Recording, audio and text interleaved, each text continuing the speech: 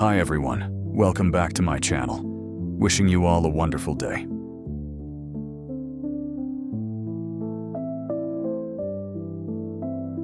Oh, it looks like there's some kind of festival going on here. Maybe even a competition. The atmosphere is super lively, with tons of people and a whole lot of heavy machinery around.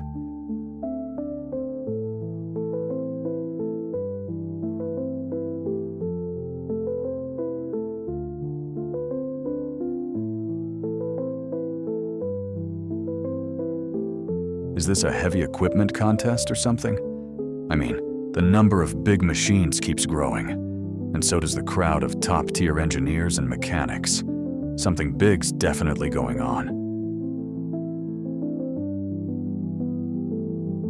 Yes, this is not a festival nor a competition, but it is more important and bustling than any competition, because the nature of this event is more humane than any competition. Yes, what I want to talk about here is a historic rescue in terms of scale, as well as its profound humane nature, when there is the participation of hundreds of heavy equipment, as well as a team of expert engineers and mechanics, and thousands of people participating in this event. That is the rescue of the excavator to raise money for charity on the banks of the Woodford River, Shannon Waterway. The salvage of the 30-ton Atlas excavator, model 1702, buried deep in the bog at Durnagore, near Darrelin, County Fermanagh. Since 1992 was salvaged in early June 2012, during the bank holiday weekend of 2 to 3 June 2012.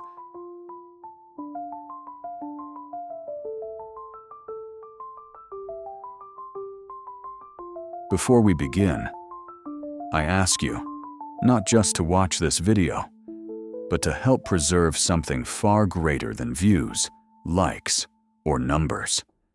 Because what you're about to see is a story that many have already forgotten, and if we don't tell it now, it may be buried forever, just like the machine at the heart of this tale once was.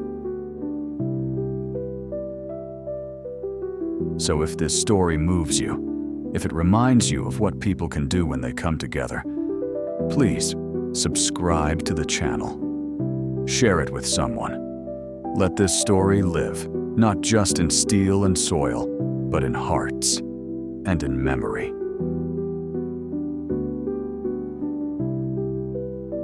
Now, let me take you back to a quiet riverbank in Northern Ireland, where a ghost from the past was waiting to rise. This is not just a rescue story. It's not just about machines. This is a resurrection.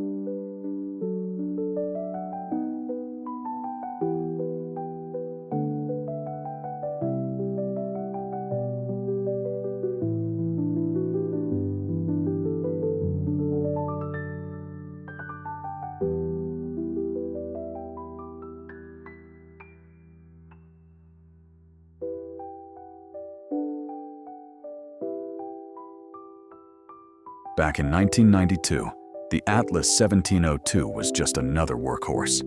A 30-ton excavator, built tough, running strong, tasked with clearing peatlands near the village of Darrelin in a quiet corner of County Fermanagh, Northern Ireland.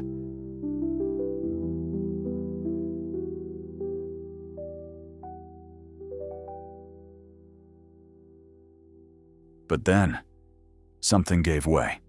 The ground beneath the machine softened, wet, unstable, treacherous bog. Before the operator could react, the massive steel frame began to sink. Slowly, then all at once, the bog took it, swallowed it whole. No one was hurt, but the machine was gone, lost beneath more than 15 feet of peat and silence, too deep, too costly to retrieve.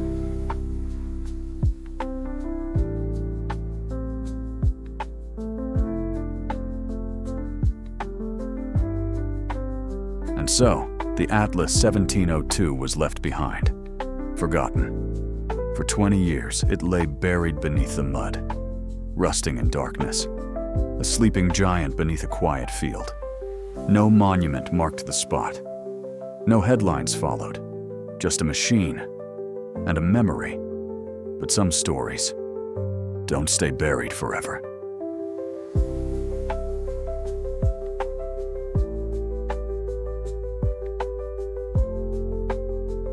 Because even under the weight of time and soil, some stories carry a spark, a pulse, a reason to rise again.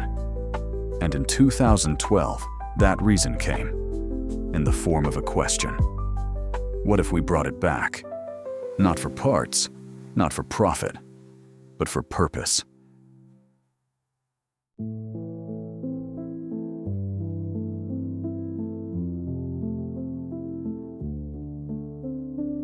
A new generation had heard whispers of the buried machine. Locals, volunteers, retired operators, young engineers. They weren't looking to dig up history. They were ready to reignite it. And so, plans were drawn. Maps were studied. Heavy equipment was mobilized. And word began to spread.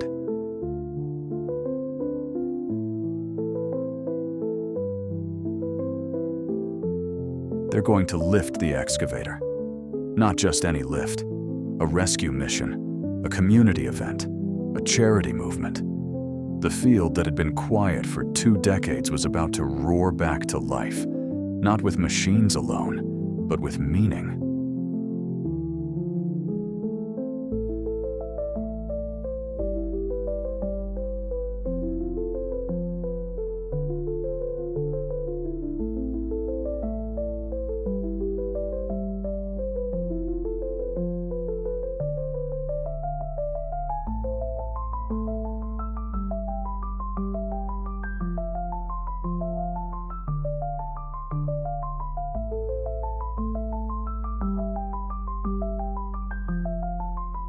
June 2nd, 2012. A Saturday morning on a bank holiday weekend. The skies above Durnagor were overcast, but on the ground, there was a different kind of energy building. They came early. Families, farmers, veterans in oil-stained overalls, mothers holding their children on their shoulders. Some brought binoculars, others brought silence.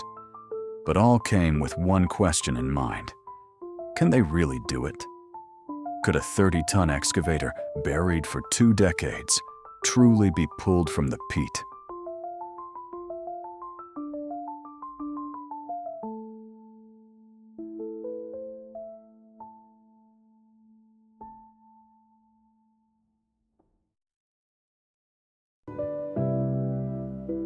As the first machines arrived, lowboys, recovery cranes, heavy-duty excavators, the field became a moving organism of gears, cables, steel, and sweat.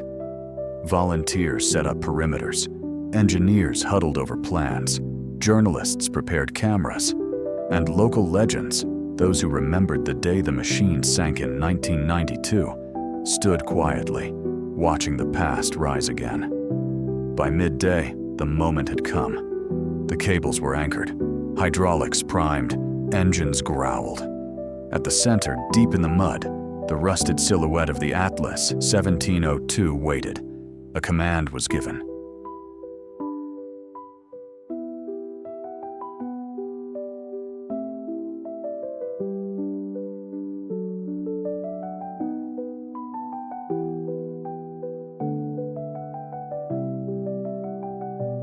And slowly, the ground began to shift. It wasn't fast. It wasn't easy. Every inch fought back. The bog held on, like a fist clenched for 20 years. But steel remembers who it is. Bit by bit, the machine emerged. First the boom, then the cab. Then, with a surge of diesel power and human will, the full frame tore free from the earth. And when it rose, the crowd erupted. Some cheered, some cried. Others stood speechless, watching this massive corpse of iron breathe again in the open air. It was more than just metal. It was memory made visible.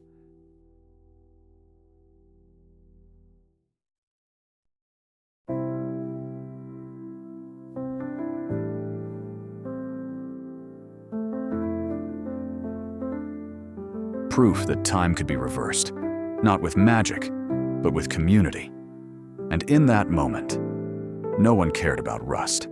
No one cared about resale value. This was about something else entirely. Redemption, respect, and remembering what matters. That day, the field on the banks of the Woodford River was no longer just bogland. It became a stage, a monument, a living memory, captured not in marble, but in mud.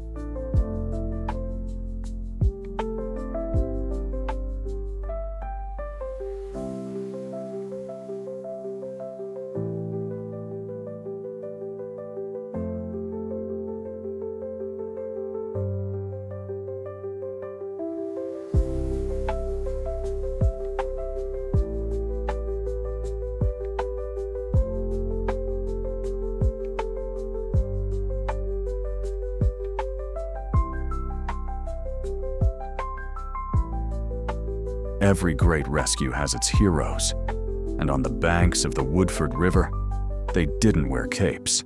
They wore overalls, work boots, and hard hats covered in history. This wasn't a one-man job. It wasn't even a one-machine job. It took an orchestra of steel and skill, a symphony of machines, each playing its part in harmony.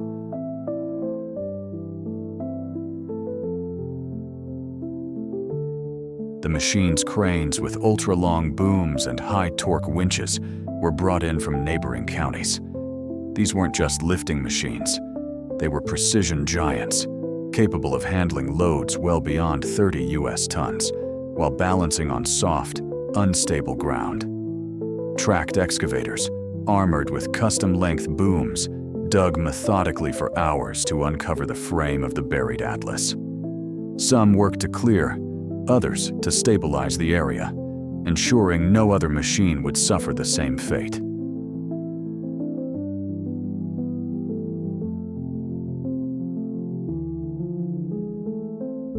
Low-bed trailers and heavy haulers stood by like silent sentinels, ready to transport whatever was recovered, no matter how rusted, broken, or bent. Hydraulic winches, some mounted on reinforced skid units, offered slow, deliberate pulling power, measured not just in horsepower, but in patience. Even custom-fabricated spreader beams and lifting rigs were designed for this one moment, to distribute the weight of the atlas evenly and prevent collapse during the lift.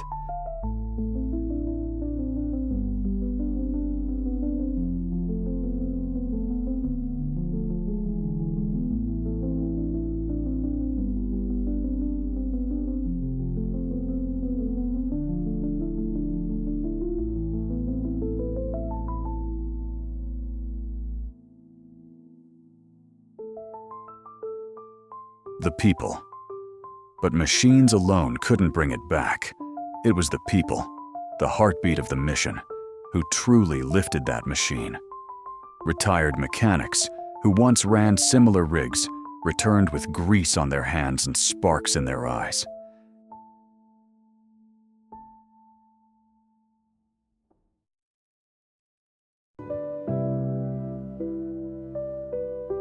Civil engineers laid out stress calculations on folding tables in the grass. Volunteers handled ropes, stabilized gear, ran food, fetched tools. And then there were the drivers, men who had spent decades behind the controls of 50-ton behemoths. They didn't just operate the machines, they listened to them. Every inch pulled, every cable tightened, was guided by years of intuition, muscle memory, and mutual trust.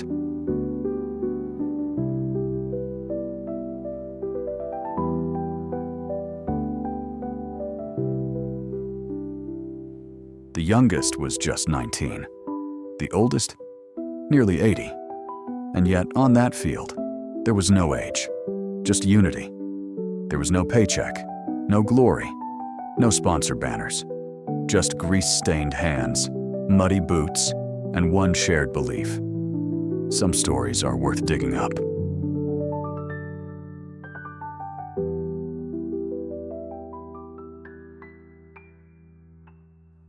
And when the job was finally done, When the Atlas 1702 rested once again on solid ground, you could see it in their faces. They hadn't just lifted a machine, they'd lifted history, and they'd done it together.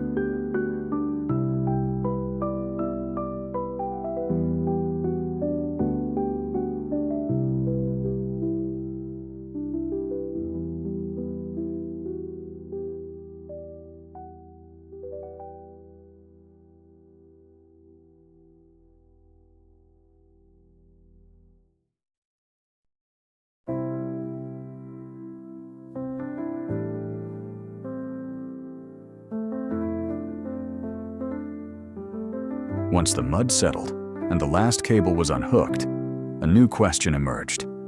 What now? What do you do with a 30-ton pile of rusted steel? The answer was simple. You give it away for good. The excavator, still soaked in bog water, still bruised by time, wasn't sent to a museum. It was sold. Wilton Waste Recycling bought it for scrap, paying €210 per ton, roughly $275 per US ton. Then, Laz Metal Recycling stepped in, adding a €1,000 donation straight to the cause. All in all, over €5,000 came from that old machine. But that was just the beginning. With help from the public, local businesses, and the volunteers themselves, the rescue event raised a stunning total of €27,000, money that was donated to children with disabilities. That's what made it special. It wasn't just about nostalgia. It wasn't about machines. It was about people using what they had to lift someone else. That old excavator may have been built to dig, but in the end, it helped people rise.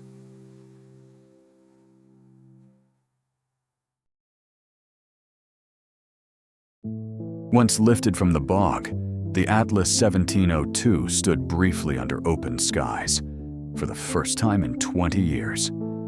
For a moment, it was more than metal. It was a monument, but it couldn't stay there forever.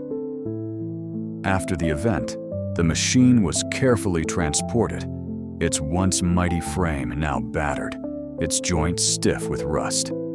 Some say it was sent to India, where the metal would be melted, recycled, reborn into something new. Others say parts of it were preserved, stored by collectors or museums as a symbol of rural heritage. No one knows for sure where every bolt ended up. But maybe that's not the point, because this wasn't about where the machine would go, but what it left behind. A story, a memory, a legacy. Forged in steel, but powered by people. The Atlas may be gone from the field, but in the hearts of those who were there, and now, through this video, it lives on.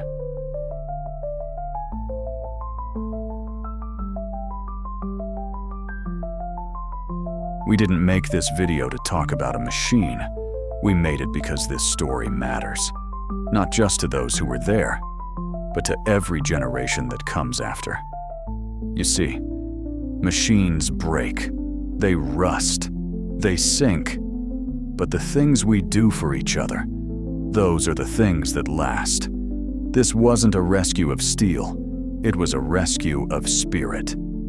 Proof that even after 20 years in silence, a buried story can still be told, if someone chooses to tell it. So if you're hearing this now, you're part of that story. And it's up to you to make sure it doesn't disappear again. Share this video, leave a comment, let others know what happened on that quiet weekend in 2012. Let's not bury history. Let's raise it. Steel may rust, but stories live on.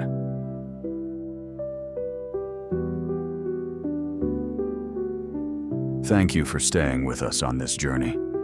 From the muddy fields of Fermanagh to the hearts of people around the world, this story proves one thing. History isn't always found in books.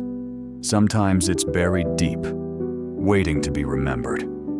If this story moved you, if it made you think, or made you feel something worth sharing, then please don't let it sink back into silence. Hit that like button. Share this video with someone who loves machines, history, or stories that matter. And if you haven't already, subscribe to the channel so that stories like this are never forgotten again. We're building a community here. One story, one machine, one memory at a time. And with your help, we'll make sure they all live on. Until next time, take care and keep digging for the stories worth telling.